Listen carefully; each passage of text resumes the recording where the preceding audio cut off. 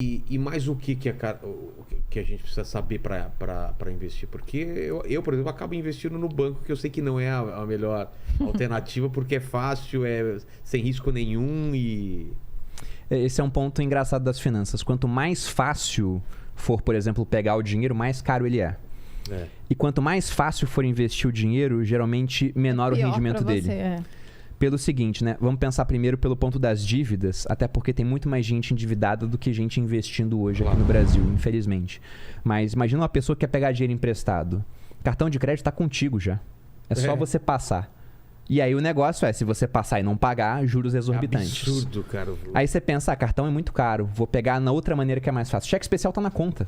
Tem que falar com ninguém. Já tá lá, já. Tem disponível. Já tá disponível. Saiba que você vai pagar um Vai pagar muito brabo. alto também. Aí você pensa, cheque especial é muito caro. Tem empréstimo que você contrata sem falar com ninguém. Os juros são mais altos. Se você vai falar com alguém, vai fazer um consignado, quem tem um contra-cheque, uma estabilidade, os juros tendem a ser mais baixos. Então, quanto mais fácil é pegar um dinheiro que não é seu, mais caro ele é. Mais lascado você tá. E na hora de investir, geralmente os grandes bancos, que é onde o brasileiro, sobretudo o brasileiro mais velho, tem conta, os rendimentos oferecidos são menores.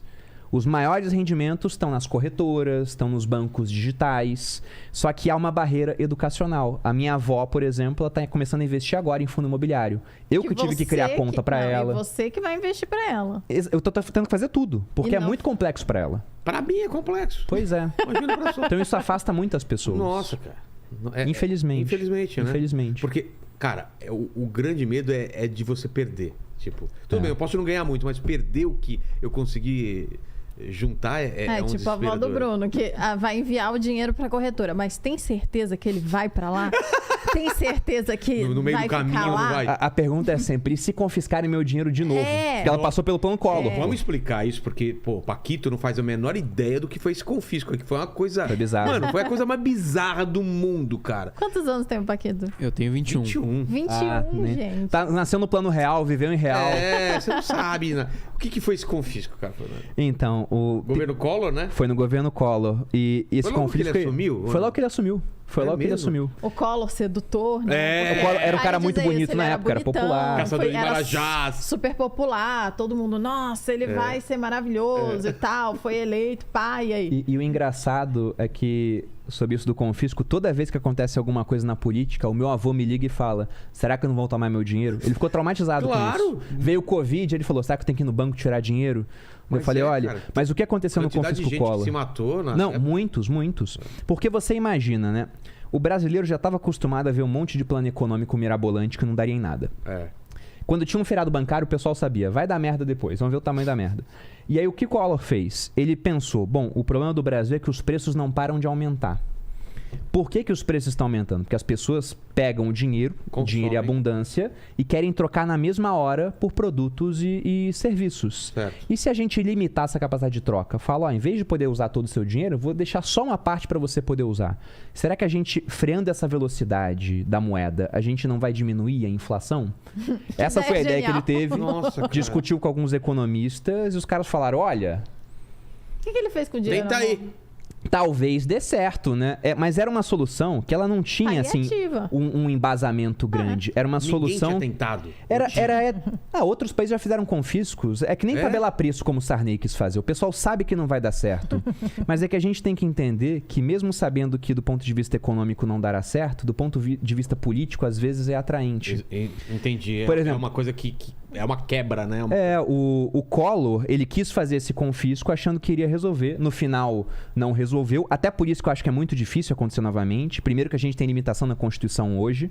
Naquela época, não tinha. O Collor, com uma canetada, falou, o teu dinheiro agora tá restrito. É meu, entre aspas. E você só pode acessar esses recursos que eu tô te dando aqui, que era pouquíssimo valor. E por que teve gente se matando? Imagina 2 casos aqui. Porque sempre que a gente olha do geral, né, a gente vê uma estatística. Quando parte para casos específicos, a gente vê a tragédia.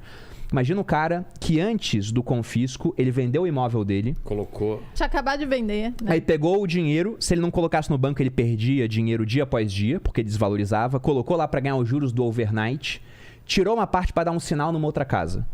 E aí, de repente, quando ele ia pagar o todo da casa, confiscaram o dinheiro dele. Ele ficou sem a casa dele e perdeu o dinheiro. Esse cara vai se matar, às vezes.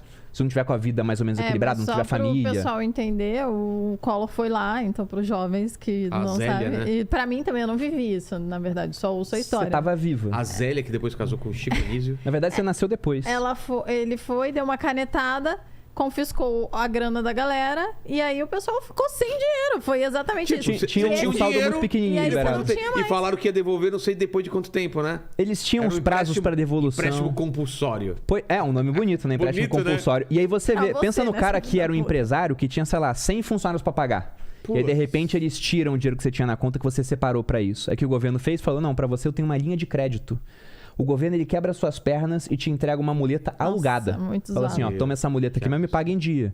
Então, esse foi o confisco do Collor. Hoje, por que não dá para acontecer? Primeiro, porque a Constituição, ela vetou que um presidente conseguisse uma canetada... Nada é impossível nesta vida, mas é muito pouco provável que aconteça. Para o presidente fazer, tem que mudar a lei. Então, para fazer pela lei, teria que passar pelo Congresso. Imagina na hora que o Congresso começa a votar o empréstimo compulsório. Isso sai na mídia. Meu avô, que já é desesperado, vai no banco, pede todo o dinheiro dele, todo mundo tira a corrida bancária. Então, não seria bom do ponto de vista econômico. E do ponto de vista político, o Collor se deu muito mal no final das contas. Ele estava para sofrer um impeachment, ele renunciou antes para não perder direito político. Só que no longo prazo o pessoal esquece. Tinha um jornalista chamado Ivan Lessa que ele dizia que no Brasil, a cada 15 anos, o brasileiro esquece os últimos 15 anos. Collor é senador, né? Então até hoje tá aí. E com o Sarney, por que ele fez um monte de coisas que também não deram certo? A gente tem que entender um pouco do contexto da época também. O Sarney, ele assumiu depois do fim do governo militar. 21 anos de governo militar, os militares foram lá e falaram, civis, tomem de volta, eleição indireta, Tancredo Neves foi eleito. Aí o Tancredo Neves, eu gosto de falar que foi o melhor presidente que a gente já teve. Porque ele morreu sem governar. Verdade. Não fez nenhuma besteira. Não deu tempo. Mas ele era um cara com muita articulação política. Aí ele morre, repentinamente, o Sarney assume. Sem o apoio que o Tancredo tinha. E aí você tinha, de um lado, pessoal falando, militares têm que voltar. Né? Foi.